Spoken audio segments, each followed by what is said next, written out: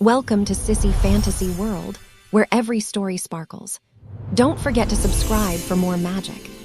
The moment everything changed, I always thought the world changed slowly, like seasons sliding into each other, but the night my reflection whispered back at me felt like someone had grabbed the edges of my life and flipped it inside out.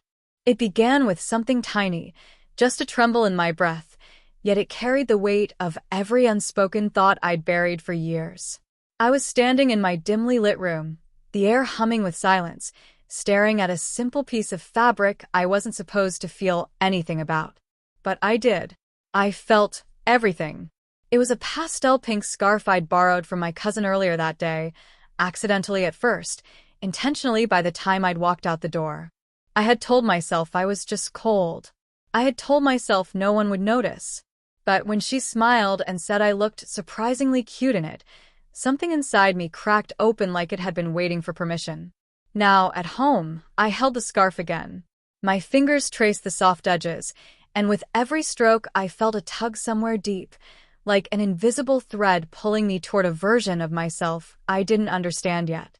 I swallowed hard, a lump sitting in my throat, because I knew I wasn't supposed to be feeling this much about something so small.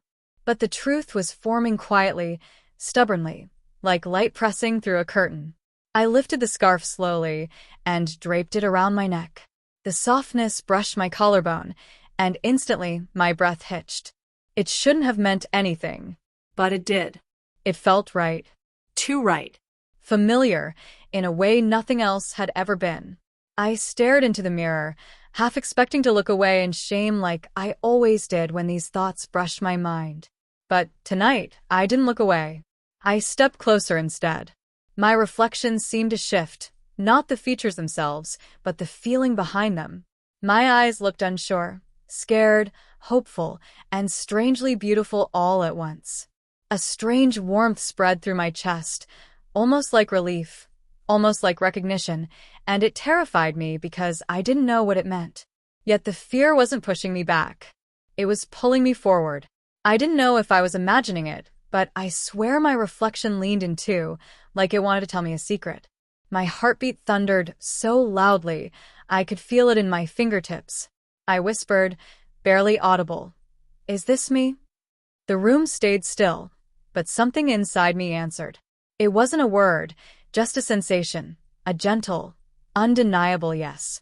The kind that makes your throat tighten because the truth feels too real to touch. I had no plan, no map, no idea what I was stepping into. All I knew was that the moment that scarf settled against my skin, my life shifted. And I couldn't pretend it didn't. That night, I sat on the edge of my bed, elbows on my knees, fingers locked together, like I was holding on to myself.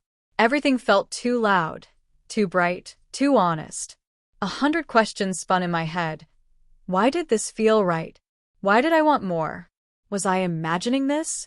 Was I crossing some line I couldn't uncross? But the biggest question of all, the one I kept running from, rose slowly to the surface like a breath I'd been holding for years. If this version of me felt more real, who had I been all this time? I didn't have the courage to answer it yet. I barely had the courage to breathe. But the truth was awake now, humming softly beneath my ribs. I could feel it. It wasn't going back to sleep. And deep down, even through the fear, a tiny part of me, one I barely admitted existed, felt something dangerously close to excitement. Something had started. Something I couldn't stop. Something I didn't want to stop. And I think it wanted me too. The first step I didn't mean to take. I didn't sleep that night. Every time I closed my eyes, I saw that same reflection, softened by a pink scarf, softened even more by the strange tenderness in my own expression. My mind ran in loops, tripping over itself, trying to explain away what I'd felt. Maybe it was curiosity. Maybe coincidence. Maybe I was just tired. But none of those excuses settled inside me. Not really. By morning, the scarf was still on my nightstand, folded neatly like a confession. I reached for it the moment I opened my eyes. I didn't think. My hand moved on its own, like it knew exactly what it wanted. The fabric slid between my fingers again, and that small rush, a flutter deep in my chest, returned instantly. So, I did something I didn't expect of myself. I put it back on. I didn't stare in the mirror this time. I just stood there, breathing, feeling, letting the quiet truth settle without running from it. It was terrifying how natural it felt. But then something happened that shook the air out of my lungs. A knock on my door. I froze, throat tightening, palms sweating. The scarf felt suddenly too bright, too obvious, like it was glowing against my skin. My cousin's voice drifted in from the hallway, light and casual, the way someone sounds when they have no idea they're about to step into a storm you've been hiding for years. Hey, you awake? I left my scarf somewhere yesterday. I think you had it. My heart nearly stopped. I panicked, pulling the scarf off so quickly it almost caught on my chin. I stuffed it under my pillow, trying to compose myself, but my hands were trembling uncontrollably. The door opened a second later. She stepped inside, smiling, like nothing in the world was strange at all. And I felt like I was made of broken glass. Her eyes scanned the room, and for a moment, I swear she sensed something. She moved slowly, noticing the subtle way I wrapped my arms around myself, noticing how tense my shoulders were. She wasn't clueless. She'd always been sharper than she let on. Finally, she asked gently, "Are you okay?" That question hit me harder than anything else. I wanted to say yes. I wanted to lie. But the truth pressed so heavily against my throat that the word wouldn't come out. I nodded anyway, but it wasn't convincing. She didn't push. Bless her, she didn't. She just gathered the rest of her things, thanked me casually, and turned to leave. But before stepping out, she paused in the doorway, her voice soft but deliberate. "You know, you actually looked really good in that scarf yesterday." I wasn't joking. My breath hitched. She didn't look back. She just said it like it was the simplest truth in the world and closed the door behind her, leaving me standing there with my pulse shaking through my entire body. The room felt different now, like her words changed its shape. Like they changed my shape. I sat on the bed again, staring at the door she walked out of, replaying her tone, her confidence, her easy sincerity. And something inside me, something fragile and daring, unfolded just a little. Because for the first time, someone else had seen something feminine in me and hadn't treated it like a mistake. I reached under the pillow, pulled the scarf back out, and held it against my chest with both hands.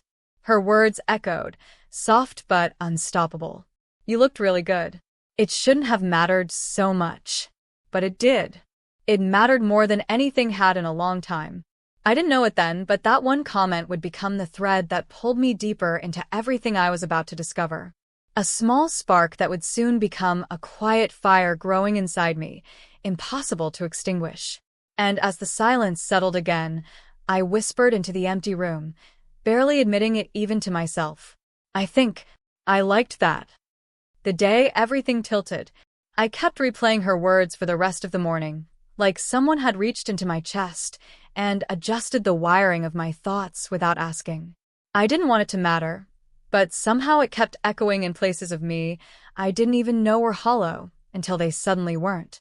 By afternoon, the scarf wasn't just a piece of fabric anymore. It felt like a question I didn't know how to answer. I kept glancing at it, then away, then back again. The room felt warmer every time my eyes found it, like it radiated some quiet invitation. Eventually, curiosity defeated fear. I picked it up again and let it rest over my hands, lighter than anything should have the right to be.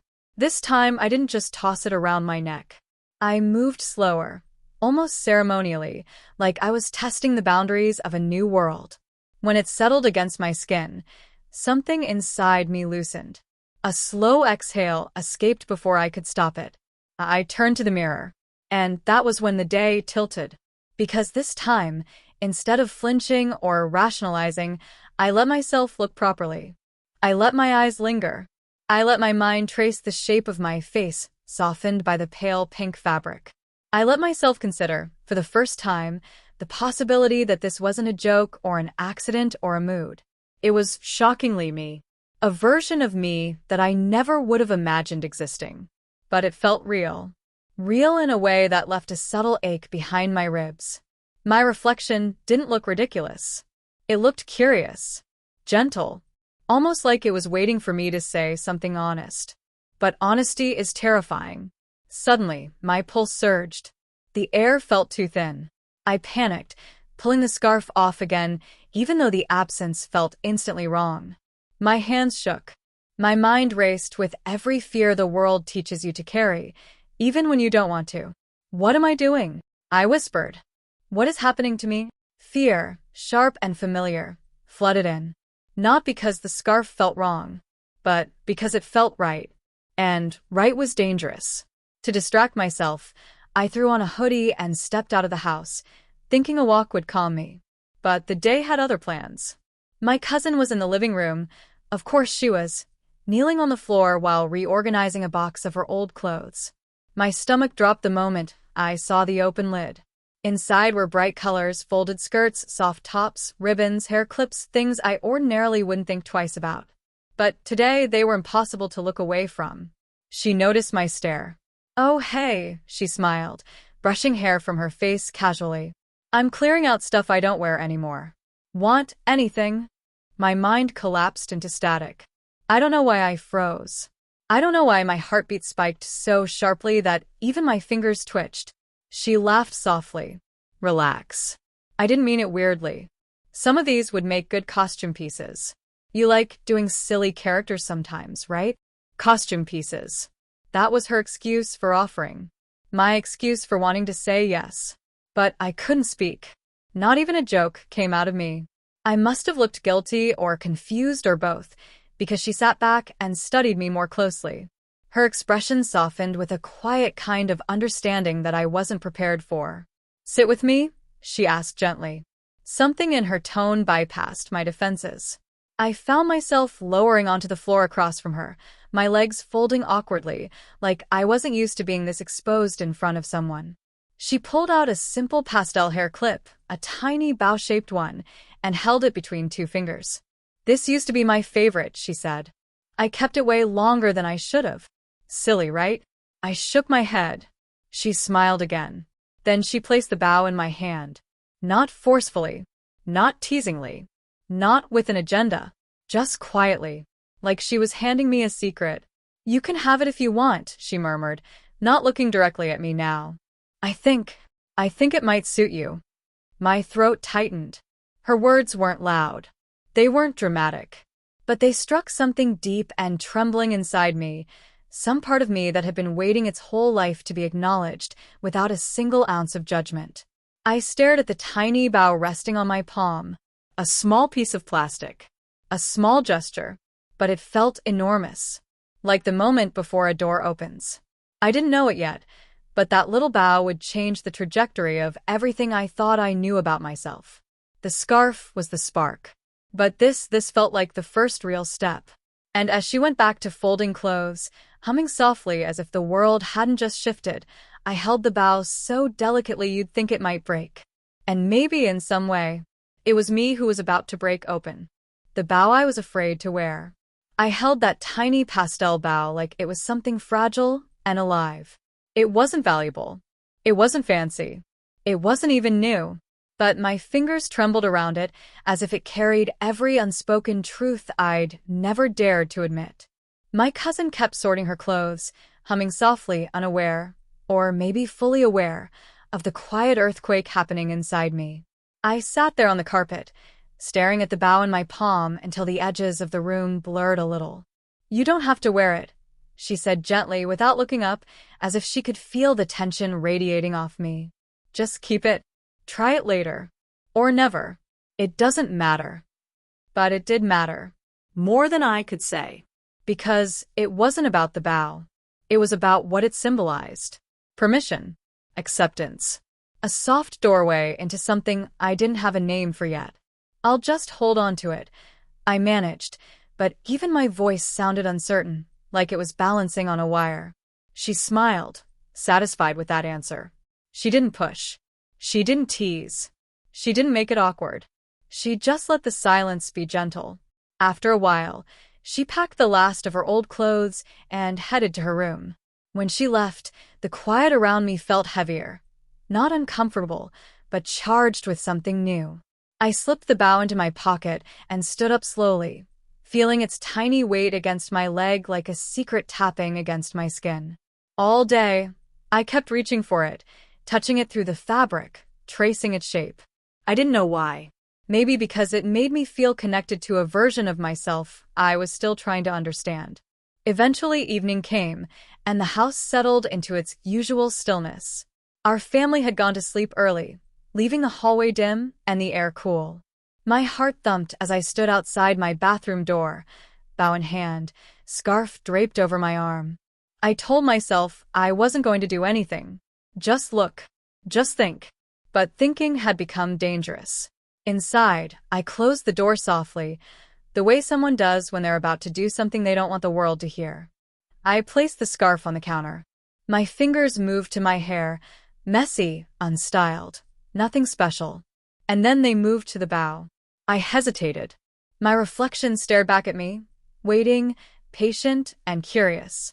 Something deep inside whispered that it was okay, that I didn't need a reason other than wanting to see. So I lifted the bow and slid it into place, tucking it into the side of my hair. It clicked softly, and the quiet shock that rolled through me was so sudden, I nearly stepped back. Because the reflection that looked back wasn't just me wearing a hair clip. It was me shifted, softened, revealed. My breath caught in my throat. My fingers rose to the bow, touching it gently, unsure whether to leave it or pull it off before the moment overwhelmed me. It was such a tiny accessory, such a small touch, but it made everything inside me feel different. Lighter, more open, like it had unlocked a door that had always been there, but never used. I didn't feel ridiculous. I felt seen. By myself. I stared for so long the mirror began to fog lightly for my breathing. Then a faint sound outside the door made me panic. Footsteps. My cousin's voice in the hallway. A soft laugh. I yanked the bow out so fast it scraped my scalp, shoved it into my pocket, wiped steam from the mirror as if erasing evidence. I waited, frozen, until the footsteps faded. My heart was beating too loudly. I pressed a hand to my chest, trying to calm the storm. Why did this matter so much? Why did it feel like I had revealed something huge, even though no one else had seen it? I stood there for a long time, letting the silence wrap around me, letting my pulse slow. And then, in the smallest whisper, I finally admitted the truth. I like that too. The scarf. The bow. The softness. The reflection that didn't feel like a stranger anymore. Each step was tiny, but together, they were forming a path I couldn't ignore. For the first time, I wasn't afraid of the path.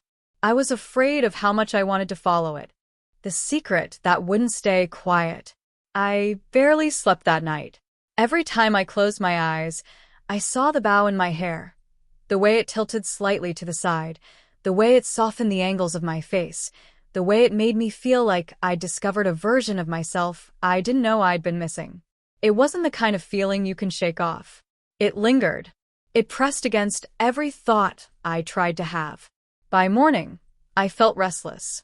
Not in a bad way, more like an itch beneath my skin, an urge I didn't know how to satisfy.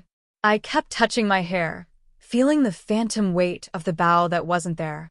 I got dressed normally. Jeans. Hoodie. Nothing unusual. But under the hoodie, in the small pocket stitched into the inside lining, I had slipped the bow and the scarf. Both tucked away like contraband, like treasures, like pieces of me I wasn't ready to let anyone see.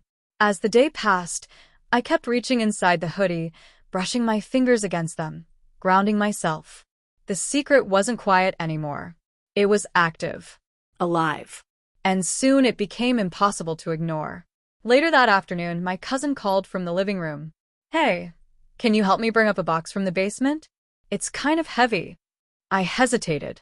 Not because of the box, but because she was the last person I wanted to be around while carrying this invisible spark inside me. She seemed to sense things too easily. But I said yes anyway. The basement was dim, smelling faintly of dust and old paint. We found the box in the corner, a medium-sized plastic bin with clothes spilling from the edges. It wasn't heavy, not really, but she insisted on carrying one side with me. About halfway up the stairs, she paused. Then she tilted her head slightly and looked at me too carefully, too directly. You seem different today, she said. My heart stumbled. Different how? She shrugged, still staring. Just softer. Or quieter. Or maybe calmer. I don't know. Something's changed. I looked away immediately. The truth jumped to my throat like a sudden flame. Was it that obvious? Had something in my face changed? Did yesterday's softness linger in ways I couldn't hide? I'm fine, I said too quickly. Just tired. She nodded, though her eyes said she didn't quite believe me. But instead of pushing, she smiled. You know, she said lightly, you're allowed to talk to me. I don't bite. Her voice was playful, but her eyes were warm. Kind. That kindness loosened something in my chest, something I wasn't prepared to feel. When we finally got the box upstairs, she opened it, revealing more of her old clothes. Actually, since you helped me carry it up, you can pick one thing. Like a gift. The air around me shifted. One thing. I repeated, and the words barely escaped my mouth. Yeah, she said, sitting cross-legged on the floor. Anything. Accessories, a shirt, whatever. I don't mind. My heartbeat instantly went chaotic. I shouldn't want this. I shouldn't even be looking. But my eyes betrayed me. They drifted toward a pale lavender top folded neatly near the bottom of the bin. The fabric was soft, thin, with little pearl buttons that shimmered under the room light. It was delicate in a way nothing I owned had ever been. And for reasons I didn't understand yet, it pulled at me. She followed my gaze instantly. Of course she did. That one? She asked gently, her voice free of judgment. I felt myself stiffen. No, I wasn't. It's okay, she interrupted softly. You can pick it. Honestly. My throat tightened, and I felt heat rising slowly in my face. I didn't know if it was embarrassment or fear or something else entirely. But I don't. You do, she whispered. Her voice wasn't mocking. It wasn't teasing. It wasn't anything but understanding. And hearing that felt like stepping into sunlight after years in the dark. Without speaking, she reached into the bin, lifted the lavender top carefully, and placed it into my hands. The fabric settled over my palms as if it had been waiting for me. I think, she said quietly, this will suit you even better than the bow. I couldn't breathe. Her words wrapped around me like the scarf had. Warm. Soft. Disarming. I was terrified by how right it felt to hold that piece of clothing. Terrified of what it meant. Terrified of how much I wanted to try it on. But more terrifying than all of that was how safe I suddenly felt. As if this wasn't a mistake. As if this wasn't something shameful. As if this was the beginning of something real. I folded the shirt against my chest, fingers gripping the fabric just a little too tightly. Thank you, I said, my voice quiet and shaky. She smiled, not the big bright one she gave everyone else, but a soft, thoughtful one meant only for me. You're welcome. And in that moment I felt it. Something new. Something unnamed. Something I couldn't run from anymore. Because the truth was growing, quietly, steadily, refusing to shrink back down. A tiny part of me wanted to see how I looked in that lavender top. Maybe just once. Maybe more than once. Maybe this was no longer just a fantasy. The first time I saw myself clearly, I carried the lavender top to my room like it was something delicate and dangerous, like a live current humming through the cloth. The door closed behind me with a soft click, and suddenly the air felt thick, expectant. My pulse fluttered in my neck, in my fingertips, in my chest. I laid the top across my bed. The fabric looked impossibly feminine, pearl buttons, soft lavender color, a slight taper in the waist. It didn't belong in my room. It didn't belong on my bed, next to my plain t-shirts. It didn't belong in my hands. And yet it did. Somehow it did. I paced for a few moments, running my hand through my hair, trying to resist the gravity of the moment. But resisting felt like holding my breath underwater. The more I tried, the more desperate the feeling grew. Finally, I gave in. I reached for the top. My hands trembled as I lifted it, the fabric whispering against my skin. I held it up to my chest just to see, Just to imagine.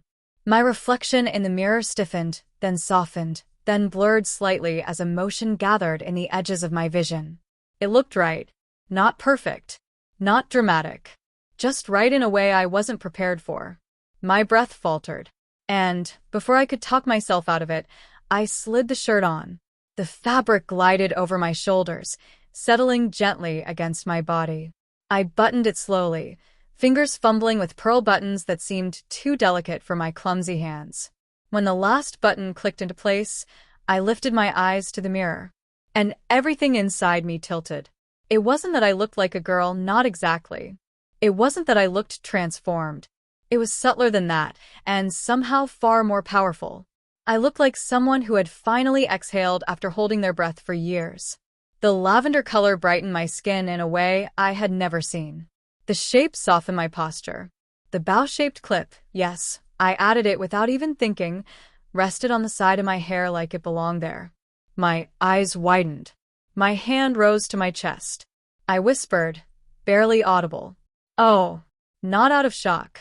Out of recognition. Because in that moment, staring at myself in that lavender top, I didn't feel like I was pretending. I didn't feel like I was acting or experimenting or being silly. I felt like I had uncovered something true. Something hidden.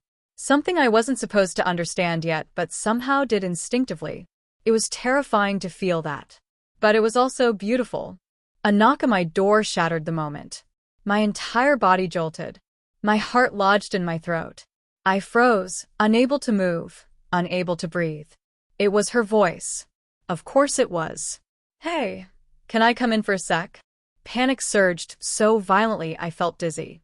I tried to unbutton the shirt, but my fingers were shaking too hard. I looked around desperately for an escape, a place to hide, a second to think, but the room was too small and the shirt too obvious. She knocked again, softer this time. It's important. Please. I squeezed my eyes shut. I wasn't ready. Not for this. Not for anyone to see me like this. Especially not her. But before I could move, before I could even think, the door handle turned. She came in. The room seemed to stop breathing. Her eyes landed on me. Standing in front of the mirror, lavender top buttoned all the way, hair clip in place, fear written across every inch of my face. For a full second, neither of us spoke. Her breath caught slightly, but her expression didn't twist in confusion or judgment. She just looked, really looked. Then she closed the door quietly behind her. I knew, she whispered. The words hit me like a warm wave and a shock all at once. You what? I choked out. She stepped closer, slow, calm, careful. I knew something was pulling at you, she said softly. And I knew you just needed space to figure it out. I didn't want to push you. My throat tightened painfully. My knees felt weak. She reached out, hesitated, then gently touched the edge of the lavender sleeve, smoothing the fabric as if it were the most natural thing in the world. You look peaceful, she said. Not pretty. Not feminine. Not different. Peaceful. A word that unlocked something I had been holding shut for so long that the release felt like quiet lightning. I tried to speak, but the words tangled in my throat. She stepped back a little, giving me room, giving me air. It's okay, she whispered. Whatever this is for you, it's okay. I felt myself breathing again, one cautious breath at a time. And for the first time, I believed her. For the first time, the fear loosened its grip, just a little. For the first time, I let myself feel something close to relief. And for the first time, I didn't feel alone. The room was quiet now, but the quiet felt different. Not tense. Not secretive. Not shameful. It felt like the start of something I didn't have the courage to name yet. But it was there. Soft. Real. Growing. And as I looked back at my reflection, lavender, soft, trembling, I realized. This wasn't just curiosity anymore. This was becoming part of me. Sissy fantasy. I didn't sleep that night. My body rested, but my mind kept replaying Myra's words, her soft reassurance, the way she looked at me like she saw a version of me I didn't even have the courage to imagine. Every time I closed my eyes, I saw the reflection from her phone screen, me, with a hint of softness, a trace of femininity, a glimpse of something that terrified and fascinated me at the same time. When morning arrived, I moved slowly, like someone learning how to exist all over again. The air felt lighter, sharper, almost like it was trying to wake a different version of me. I stood by the mirror, not out of vanity, but out of a strange curiosity. My face was the same, yet somehow not. I studied the angle of my jaw, the length of my lashes, the slight curve of my mouth. It was almost maddening. I could see what Mira saw, but only like a flicker, like a ghost of a possible future. I lifted my hand toward the glass and hovered my fingertips over my own reflection, as though touching him, touching me, would give answers. But all it gave was a trembling inside my chest. When my phone buzzed, I practically jumped. Mira, meet me after class. I'm not taking no for an answer. There was no emoji, no teasing tone, just unshakable confidence. Strangely, that was exactly what I needed. All day, I drifted through my routine as though wrapped in a soft, invisible fog. I noticed everything, people's eyes, their expressions, their voices, wondering how many things I had missed in life because I was trying too hard to be what everyone expected. I kept pulling at my sleeves, brushing my hair aside, adjusting my posture without meaning to. It felt like a secret blooming inside me, one that made me nervous and exhilarated all at once. When I finally met Mira, she greeted me with a smile so warm that my anxiety melted just a little.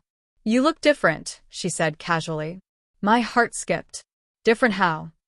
She shrugged. "Like someone who's finally listening to themselves." I swallowed hard. Listening to myself. I wasn't sure if I was ready for that kind of honesty. She linked her arm with mine, something simple, something friendly, but it sent a strange flutter through me. She led me to her room again, and it smelled the same, warm vanilla mixed with something floral I could never identify.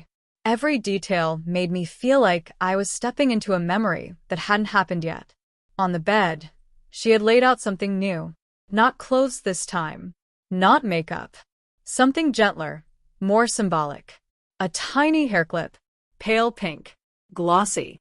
With a delicate little white outline, subtle enough that someone passing by might miss it, but I wouldn't. "What's this for?" I whispered. "For you," she said. "If you want it."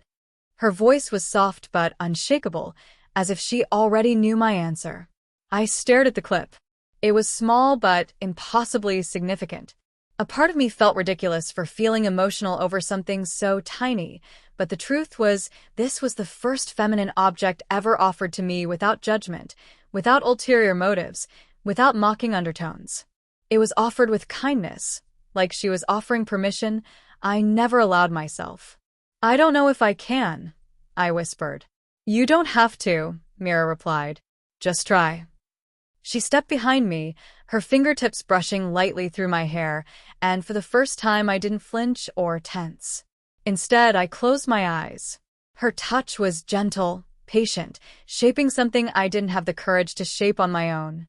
When she clipped it in place, I felt, unexpectedly, like I was letting go of a weight I'd been dragging for years. "Take a look," she said. I turned slowly toward the mirror. And even though it was just a small clip, it changed everything. The moment I saw myself, a soft gasp left my lips, quiet, surprised, a sound I didn't know I was capable of making. It wasn't the dramatic transformation I always thought I'd need. It wasn't a full makeover or new clothes or anything drastic. It was simply an invitation, a whisper of who I could be. My throat tightened. I didn't think something so small could. "I know," Mira said gently. "But sometimes the smallest thing is the first real step." I nodded slowly, touching the clip with trembling fingers. And in that moment, something shifted inside me, subtle, fragile, but undeniably real. Not acceptance yet, not confidence, but the beginning of honesty. And beginnings are powerful. She stood beside me, our reflections aligned, and smiled at me through the mirror with a kind of pride that made my chest warm. "You look beautiful," she said. My breath froze. No one had ever said that to me. No one had ever meant it. And I didn't run from it. I didn't reject it. For the very first time, I let myself believe her. I don't know why my hands were shaking as I pushed the bedroom door open that evening. Maybe it was the way the house felt unusually quiet, as if even the walls were holding their breath. Or maybe it was because I had spent the entire bus ride home replaying the last few days in my mind. Every soft word, every hesitant smile, every moment when I felt more like myself than I ever had, and yet more confused than ever. The mirror across the room caught my reflection the second I walked in. My hair was slightly tousled from the wind, my cheeks still faintly flushed from rushing up the stairs, and my clothes, carefully chosen for their subtle femininity, suddenly looked too revealing, even though they weren't revealing at all. Safe for work, but emotionally dangerous. That was the way everything felt lately. I placed my bag on the bed slowly, as if the smallest sound might break the fragile sense of calm I was trying to hold on to. Something inside me was shifting, something I couldn't reverse, even if I wanted to. I kept remembering the way people had looked at me earlier that day, not with mockery, but with a strange gentleness. As if they were seeing something blooming inside me before I could accept it myself. I sat down, inhaling deeply. My heart wouldn't slow down. Why was it getting harder to go back to how things used to be? Why did each feminine step forward feel like stepping into a story I was meant to live? A soft knock snapped me back to reality. It was Maya. She stepped into the room with that calm confidence she always carried, but tonight her eyes lingered on me longer than usual, studying me with an intensity that made my breath catch. She didn't say anything at first. She didn't have to. "You seem different today," she finally murmured, her voice gentle but unmistakably observant as she sat on the edge of the bed. I didn't answer. I couldn't. My throat felt tight, as if admitting anything out loud would make it too real. Maya gestured toward the mirror. "Look," she whispered. And I did. But I didn't see the person I had been weeks ago. I didn't see the scared version of myself who tried to bury every soft instinct, every delicate preference, every feeling that didn't fit the role I thought I had to play. I saw someone caught between two worlds, someone who was no longer pretending but still terrified of claiming the truth forming inside them. "It's not a costume anymore, is it?" Maya said quietly. Her words didn't accuse. They didn't tease. They held a kind of soft understanding that made my chest ache. I swallowed hard, unable to tear my gaze away from the person in the mirror. The person who looked strangely right, strangely aligned, even though it still frightened me. "I don't know who I'm becoming," I whispered.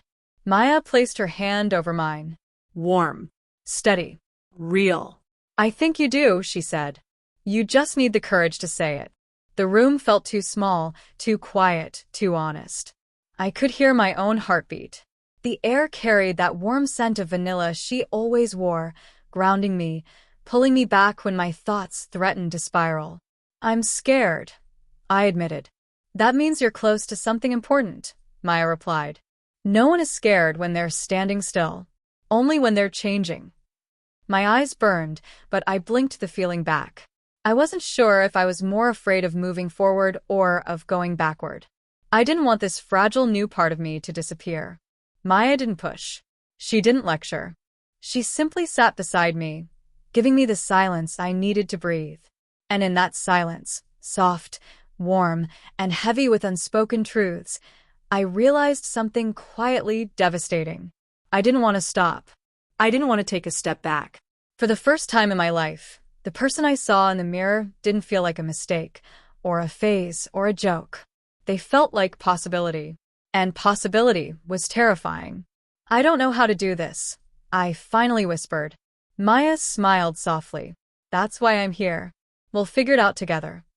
Her words wrapped around me like a warm blanket, lifting some of the weight I'd been carrying. Not all of it, but enough for me to breathe again. As the evening light dimmed, my reflection softened into a silhouette, but the truth remained clear. I was changing. And the change wasn't an accident anymore. It was becoming a choice. A real one. A scary one. A beautiful one. The night settled around us, quiet and full of emotion, and for the first time, I didn't try to escape it. I let myself feel everything. Even the parts that terrified me. even the parts that felt too right. Because deep down, I wasn't just imagining this transformation. I was living it. I didn't sleep much that night. Every time I closed my eyes, I saw my reflection from earlier, soft, uncertain, quietly hopeful, and it kept replaying in a loop, like my mind was afraid I'd forget it if I stopped thinking for even a moment. I lay there staring at the faint crack in the ceiling, listening to the low hum of the fan and the distant sounds of cars outside, but none of it grounded me. My thoughts ran too fast, too deep, too tangled. Morning light slowly crept into the room, brushing over the floor like a hesitant confession. I turned toward the window, feeling that strange mix of excitement and dread curl at the bottom of my stomach. I wasn't the same person I had been yesterday. Something had shifted, quietly but undeniably. I got up, rubbing my tired eyes, and when my feet touched the cold floor, a shiver ran through me.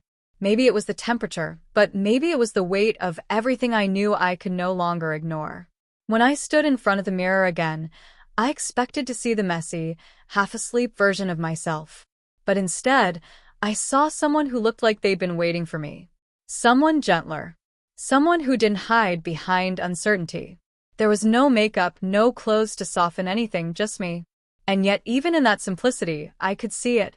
A quiet femininity shaping the edges of my expression. Not forced. Not performed. Something natural rising to the surface. I wasn't sure how long I stared before Maya knocked on the door and stepped inside without waiting for me to answer. She carried 2 mugs of tea, the steam curling upward between us like invisible threads. "You didn't sleep," she said softly, reading me the way she always did. I nodded. "Because of last night?" Another nod. She handed me a mug and sat beside me on the edge of the bed. Her presence was calm, warm, unhurried. She didn't pressure me to speak.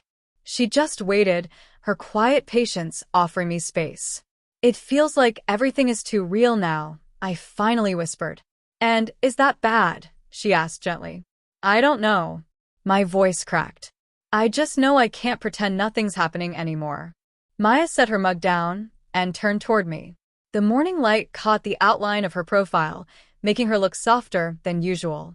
But her eyes held a depth that made my breath catch. "You're not losing yourself," she said. "You're discovering yourself." I exhaled shakily. "What if I'm not ready?" "You don't have to be ready," she replied. "You just have to be honest." Her words settled deep in my chest, heavier than any truth I'd said out loud. Honesty. Such a simple word. And yet it felt like the hardest step I'd ever taken. Maya stood up and walked to the closet. She opened the door slowly, as if revealing something sacred. Hanging there were the clothes she had helped me choose over the past weeks. Soft fabrics, gentle colors, silhouettes I never imagined would one day feel familiar. She touched one of the hangers lightly and turned to me. "Pick what feels right today," she said. Her tone wasn't commanding. It wasn't pushing. It was an invitation, one that stretched between us like a bridge I'd been trying to walk across for days. My hands trembled as I approached the closet. The clothes swayed slightly when I touched them, as if greeting me. I skimmed through each piece, remembering how nervous I had been the first time I tried them on. But now, that fear had transformed into something else, something softer, something almost tender. My fingers paused on a simple pastel top. Nothing dramatic, nothing bold, just soft and honest the way the morning felt. I didn't even think. I just chose it. When I slipped it over my head, the fabric brushed against my skin like a quiet reassurance. I felt my throat tighten, and for a moment, I couldn't breathe, not out of fear, but because of how right it felt in a way I couldn't articulate. My reflection blurred with emotion, but I didn't look away. Maya approached me slowly, her expression unreadable for a moment, before it softened into something warm and proud. "You look like someone who stopped running," she whispered. My chest tightened again, but this time with something that wasn't fear. Acceptance. A gentle, trembling acceptance. For the first time, I wasn't imagining a version of myself in some distant future. I wasn't pretending or acting or experimenting. I was simply being. And it felt beautiful. But beauty never comes without the shadow of doubt. I felt the old panic creep in, cold and familiar. What if people notice? I murmured. What if they judge me? They might, Maya said simply.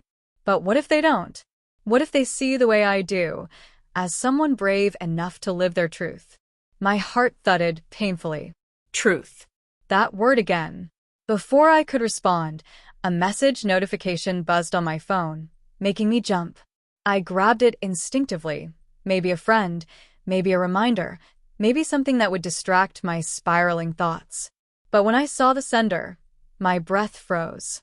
It was someone I hadn't heard from in months. Someone who had known me in a completely different chapter of my life. Someone who had once said, "You'll never be anything other than what you already are." The timing felt unreal. The message was short. "I'm in town. We should talk." My stomach dropped. Maya saw my expression change. "What's wrong?" I handed her the phone with shaking fingers. She read the message, her jaw tightening slightly. "Do you want to see them?" I don't know. This person had been a defining presence in my past, someone who shaped the version of myself I'd been fighting to escape. Someone whose voice I still heard in my darkest moments of doubt. And now they were back, right when I was finally learning to breathe. "It's your decision," Maya said softly. "But you don't have to face your past alone." Her words steadied me, but fear still flickered in my chest. The past had claws, and it had returned at the worst possible moment. I looked at my reflection again. Soft top, gentle expression, someone standing on the edge of becoming. Would this person accept the new me, or try to drag me back? My fingers tightened around the phone. 100 emotions tangled inside me. Maya stepped closer, her hand resting reassuringly on my shoulder. "You've come too far to hide now," she whispered. And maybe she was right. Maybe this was my moment to choose who I wanted to be. Not for anyone else, but for myself. I spent nearly an hour sitting on the edge of my bed, staring at the phone as if the screen might change on its own. Every few minutes, Maya would glance over from the other side of the room, giving me the kind of space you give someone standing at the edge of a huge decision. She didn't push. She didn't guide. She just existed there, steady and calm, like a quiet promise that whatever happened, I wouldn't have to unravel alone. "I don't know if I'm ready to face them," I whispered finally, breaking the stillness that had grown thick between us. "No one is ever ready to face the version of themselves they used to be," Maya said, crossing her arms thoughtfully. "But sometimes the past knocks because the present is strong enough to meet it." I felt the words sink into me, heavy and unsettling. The person who messaged me, Alex, had known me during the part of my life where I hid every soft instinct behind a rigid shell. Back then, I tried to be everything I thought the world expected, even if it meant suffocating the part of me that quietly begged to exist. Alex had always reinforced that version of me, the strong, stable, masculine, unbreakable figure I pretended to be. They had been the loudest voice telling me that softness meant weakness. And now they wanted to talk. I looked down at myself. Pastel top, gentle expression, the faint confidence that had bloomed slowly and quietly over the recent weeks. "I'm scared they'll make fun of me," I admitted. "Or worse, I'm scared I'll fall back into who I was." "You won't," Maya said firmly. "Not after everything you've discovered. Fear doesn't erase growth." I inhaled deeply, fingers trembling as I typed a simple reply. "Okay. Meet me at the old park bench." When the message sent, I felt both lighter and heavier at the same time. Maya touched my shoulder. "I'm coming with you." "No," I said softly. "I think I need to do this myself." She nodded, pride flickering in her eyes. The walk to the park felt unreal. The afternoon sunlight warmed my skin, and every step made my heart pound harder. I tucked my hair behind my ear out of habit, a gesture I once thought I'd never make, and the moment my fingers brushed the soft strands, I felt that familiar mix of fear and admiration for the person I was becoming. When the park finally came into view, I saw Alex sitting on the bench just like before. The same bench where we'd shared countless conversations about life and goals and fears, back when I only told half-truths because the full truth scared me too much. Alex stood up the moment they saw me, surprise flickering across their face. They looked me up and down, their eyes lingering on the softer details of my appearance. I braced myself for criticism, for confusion, for the cutting commentary I remembered from years ago. But Alex's first words completely disarmed me. "You look different," they said quietly, carefully. Not mocking, not judgmental, just honest. "I feel different," I replied. Silence stretched between us as they studied me more closely. Their expression didn't twist or harden. In fact, there was something like softness there, something I never expected to see from them. "I wasn't sure you'd come," Alex admitted. "I thought you might ignore me. Or block me." "I thought about it," I said. "But avoiding you wouldn't change what's happening inside me." Another long silence. "What is happening inside you?" Alex finally asked. I stared at the ground for a moment, watching a leaf spin lazily in the wind. My throat tightened, but for once, I didn't fight the emotion rising inside me. "I'm changing," I whispered. "Not because anyone forced me, not because it's a phase, but because I'm tired of hiding from myself." Alex's eyebrows drew together. Hiding from what? From the person I was always afraid to be. Their eyes softened slightly. "So, this is real for you." "It is." Alex sat down slowly, gesturing for me to join them. I hesitated, then sat, smoothing my top automatically. Old habits told me to shrink into myself, to minimize the space I took up, but I forced myself to sit upright, shoulders relaxed. "I need to apologize," Alex said suddenly. The word stunned me. Alex was never the apologizing type. "For what?" I asked. "For not seeing you," they replied. "For expecting you to fit into a life that made me comfortable instead of one that made you whole." My breath caught. "I didn't realize how much pressure I put on you," they continued. "How much I pushed my idea of you onto you. I'm sorry." There it was, that unexpected twist life sometimes gives you, the kind that makes your chest ache in a way you didn't see coming. I didn't know whether to cry or laugh or just breathe. "I think I needed you to say that," I whispered. "I figured," Alex said with a soft, almost sad smile. "The last time I saw you, you looked lost. But now—" They stopped, studying me again. "Now you look like someone who finally recognizes themselves." The words hit harder than I expected. I felt tears rising, blurring the edges of everything. I blinked them away, but one slipped down my cheek anyway. Alex didn't speak, didn't reach out, didn't disrupt the moment. They just let me feel everything. After a long silence, I finally said, "I'm scared of the future, but I'm not scared of myself anymore." "That's all that matters," Alex replied gently. I stood eventually, brushing off my clothes, and Alex stood too. "Take care of yourself," they said. "I will. And if you ever want to talk again, I'm here." Something in my chest loosened, like a knot that had been tied for years finally released. As I walked away from the bench, I didn't look back. Not because I was angry or ashamed, but because I no longer needed to check whether my past was watching me. My present was finally strong enough to stand on its own. When I returned home, Maya was waiting by the door, her expression full of worry and curiosity. "How did it go?" she asked. I smiled, a real, unguarded smile that felt like sunlight. "It went better than I expected." Maya stepped closer, her eyes searching my face. "Are you okay?" "I'm more than okay," I said. "I think I finally let go." Her relief showed in the way her shoulders dropped, in the way she smiled so softly it made something warm bloom inside me. "You look like yourself," she said quietly. For once, I didn't flinch or overthink. "I think I am myself," I replied. And as the last light of the day slipped through the window, everything felt different. Lighter. More certain. Not perfect, not finished, but finally honest. The kind of honest that doesn't whisper or hesitate anymore. The kind that chooses itself. The kind that feels like a beginning,